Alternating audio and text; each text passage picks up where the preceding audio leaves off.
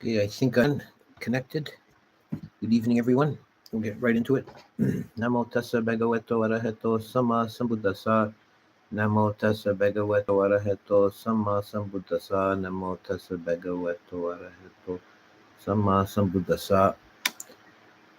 Okay, so I've decided for the next few weeks I'm going to talk about the various realms of existence from the hell realms, Naraya, through the Brahma and formless realms.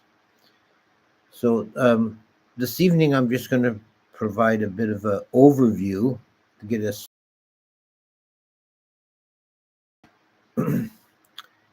categorize Sara as differentiated by the levels of beings. One you may have seen is a list of 31 stations of being. There's also five uh, uh, five jati, or five types of birth. That is hell, ghosts, humans, animals, and devas. Um, in the Mahayana, they added six. They include asuras as the sixth realm. Now, all of gray areas about where we draw the lines and what classifies as what. And there are numerous kinds of beings that don't fit into any of these schemes very well, such as yakas is probably the most prominent.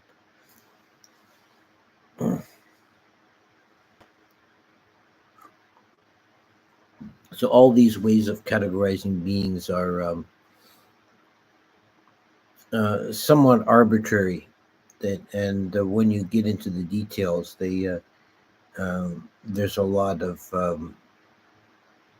things that slip through the cracks. um,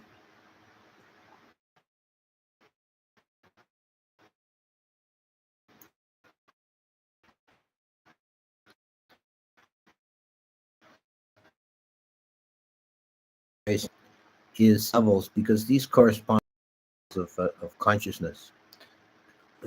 Uh, the first one is the kama bhumi, or the plane of sense desire or sense experience, is probably a uh, better interpretation, because it's not just sense desire, but the beings are dependent on the five physical senses.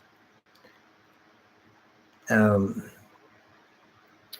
and this is the broadest category, and it includes hell beings, ghosts, animals, humans, and the sensual devas. This is an extremely broad, primarily the dependence on the senses. Well, people are saying that the stream is glitching. No, I can't do anything to adjust the level of the stream. I'm trying to get going with the OBS, but I'm having difficulties getting that to work properly. So I'm still just using the YouTube interface, and it doesn't have any controls like that. There's no way to do anything about that.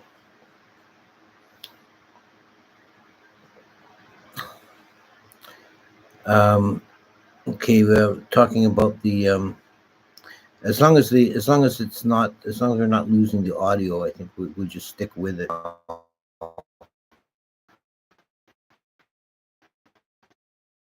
I'll try and stuck with this. So the kama bhumi is the realm of sense experience.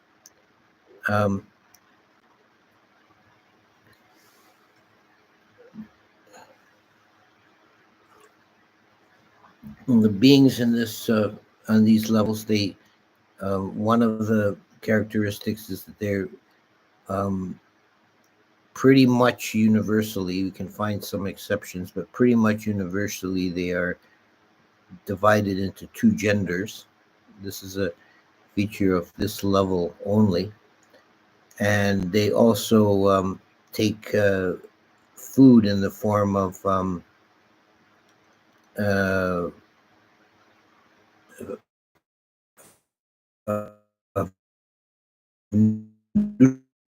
of, of various this, and also the most uh, most variable. There's the widest range within that level.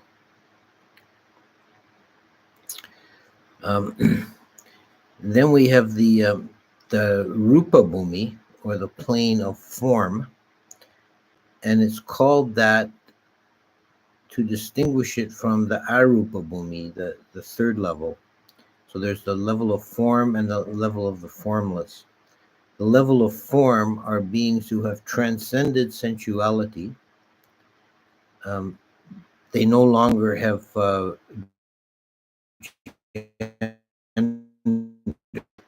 and they don't set of beings in this level are the Brahmas, who are well beyond the level of the Devas. The Devas have more in common with us than they do with the Brahmas. The Brahmas are in a different plane of existence. And they're divided into levels as well, which correspond to the four jhanas in the human realm.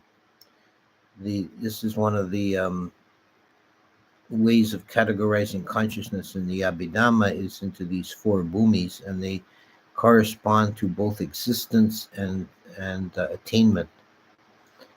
So there are Brahmas that first, second, and so on.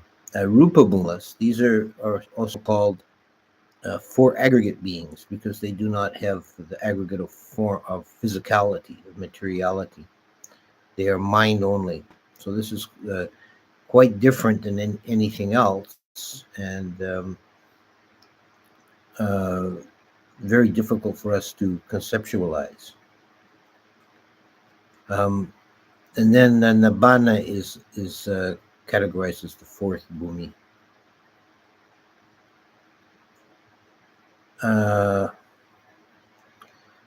Okay, so that I find that to be the most useful way of mapping or categorizing the different levels of beings.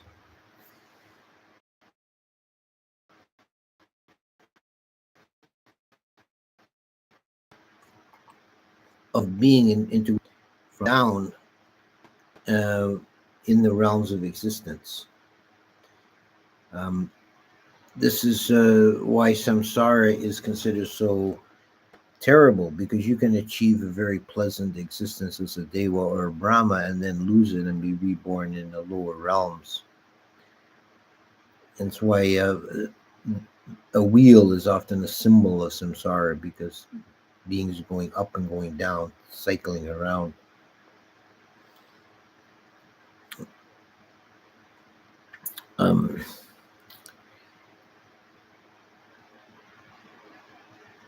So I'm getting a lot of messages that the stream is not very good this week. We had a really good one last week.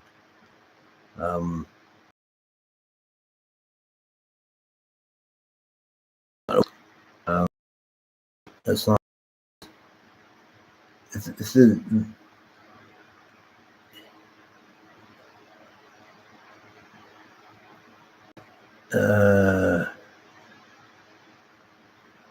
I'm just reading the notices in the chat.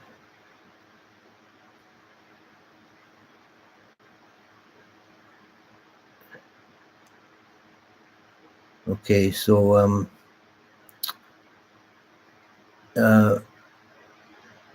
let's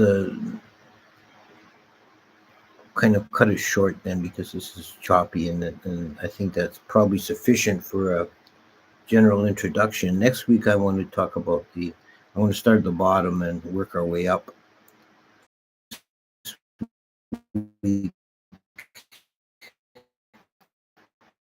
I'll deal with There's still some communication possible here. I'll see if there's anything I can deal with in the chat.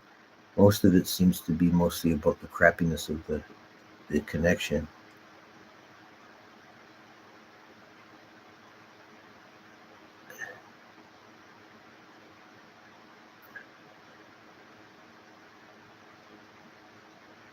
Okay, let's see. Now we're getting somewhere. Let's see the questions. Is it theoretically possible to be continuously reborn as a Dewa? With the right common determination, it seems that rebirth can be reliably directed according to the suttas. The main issue lies in the recollection of the knowledge and sustainable rebirth. Is it even actually stories in the commentaries that talk about beings who are reborn many times as a Dewa successively? The problem with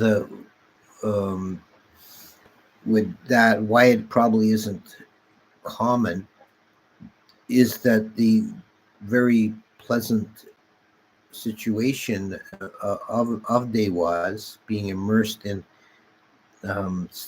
sensuality to such a degree, the Dewas become heedless. The usual for them to in Dewa, visited by Moggallana, after the Buddha had given some teaching to Saka, and then Moggallana goes up to see him and I'll see how he's getting on with his teachings. And he finds him in the lap of luxury surrounded by dancing girls. And when he asks him, how are you getting on? Are you practicing those teachings the Buddha gave you? He says, well, I'm a busy man. I'll get around to it. So this is, I think, common with Dewas. They become heedless. So then they use up all their good karma. They don't make any fresh karma or develop spiritually, and they end up getting they're in rebirth and seems closely affiliated either as family or as friends in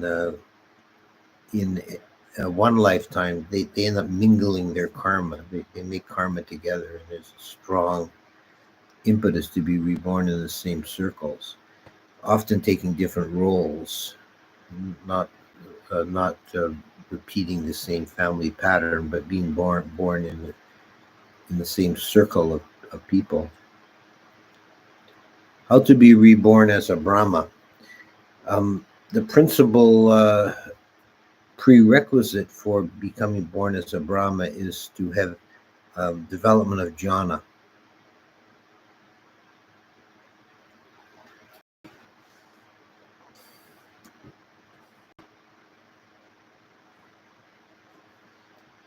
Another question.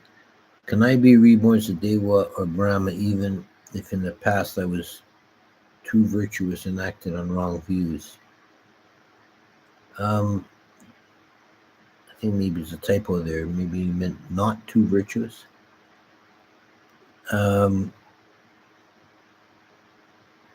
That's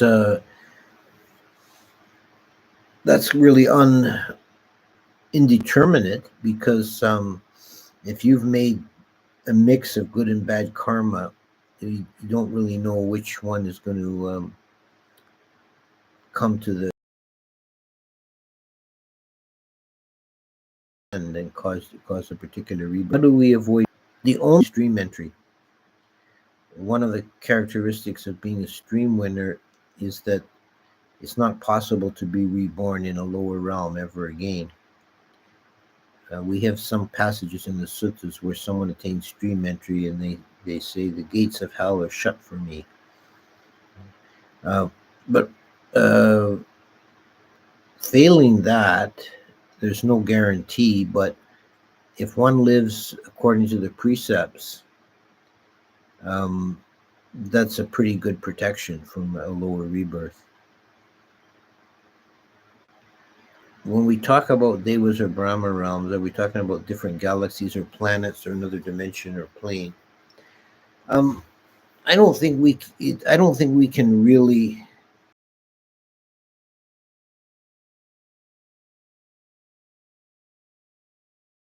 map it in that way. Maybe the closest thing we could say is a different dimension or plane. There's an uh, interesting idea presented by the Zen master Dogen, who in his Rivers and Mountains Sutra, he says that the difference between the different planes of existence is entirely a function of sanya, of perception. He says if there's a river, a human being sees it as clear, clean water. A hell being sees it as molten lava. A naga sees it as crystal palaces, and so on. So that would another way of maybe a more modern way of exclude into different exist. I wonder why they choose those known to the general public here on Earth. It would certainly help to encourage faith in the Buddha.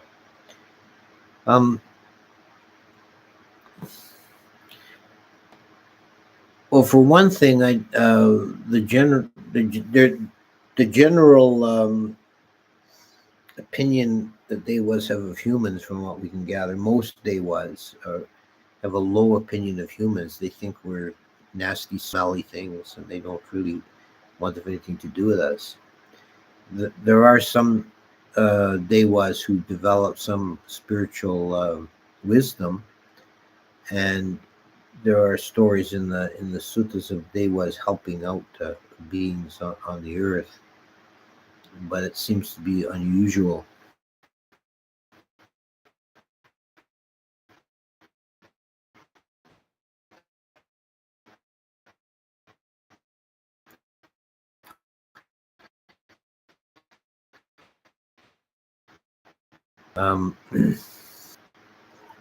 Not making themselves. They may be nudging things here and there to move things along in a better direction. Sometimes I feel like there is a crossover between realms, and sometimes a being may experience different realm experiences in one lifespan. Would you agree with that? Yeah, there is an aspect of that, particularly here in the human realm, because we're sort of, you might say, in the middle, and it's possible for us to touch on experiences that if they're not identical with, but have a strong correspondence to or an equivalency with the different in jhana, for example, Brahma realm. But it's likewise. There's some on the lower end. There's some human beings who live an animal-like existence, and some are so miserable they're in a ghostly or hellish existence.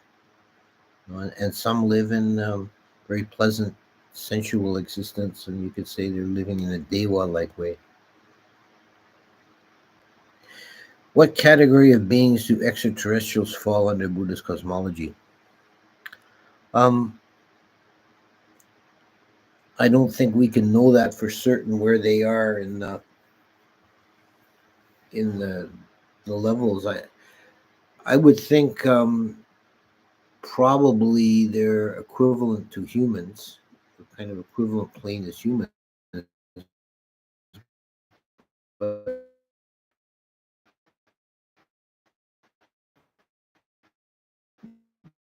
there may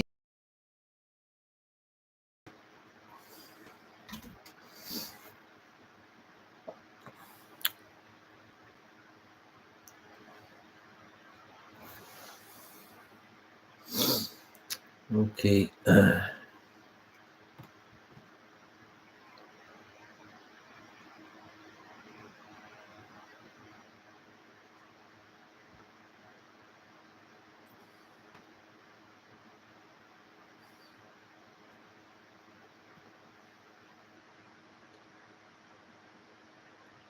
Okay, I think maybe we'll end it here today, and next week we'll try again.